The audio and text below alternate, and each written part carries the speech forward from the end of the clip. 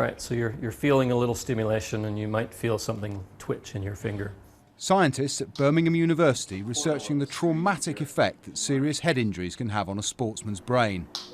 They're working on a test that will tell doctors within 10 minutes whether a player has suffered brain damage. We have psychomotor type tests, we have wordplay type tests, but these are all things that players can learn to deal with. They can learn to cheat, essentially. So what we are trying to do is develop objective tests that can be used, hopefully, pitch side. It would have been useful at the weekend when Tottenham goalkeeper Hugo Lloris became the latest sportsman to feel the impact.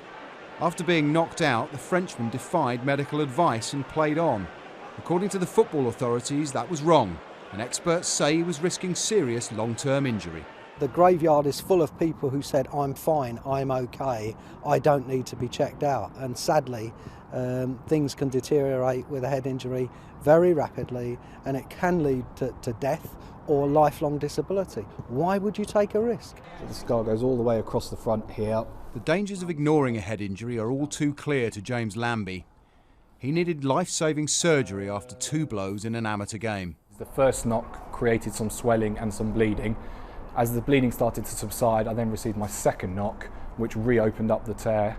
So I carried on bleeding. So basically, not only was my brain swelling up and crushing inside my skull, but the blood inside was restricting the space even more so. They ended up performing a craniotomy, which is where they removed a section of my skull, put it into my abdomen basically to keep it sterile, stitched me back up and left me with half a head for about 2.5 months. Lloris was luckier and has been given the all clear following a scan.